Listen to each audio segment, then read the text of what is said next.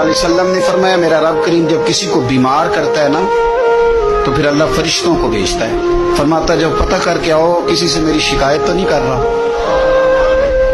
تو فرشتے جا کے عرض کرتے ہیں مالک اس کے پاس تو جو بھی آیا نا اس نے یہی کہا کہ الحمدللہ جس حال میں اللہ نے رکھا ہے میں راضی ہوں۔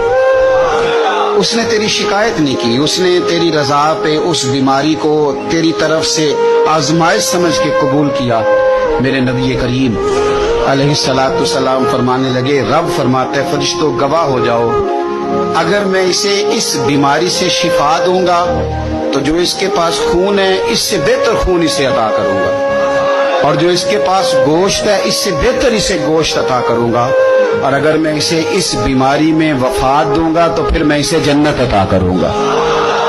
اگر شفا دوں گا تو بہترین شفا دوں گا، اور اگر وفات دوں گا تو پھر جنت دوں گا۔ جب آپ حوصلے کے ساتھ چیزوں کو قبول کرتے، جب آپ کی طبیعت کے اندر صبر چھلکتا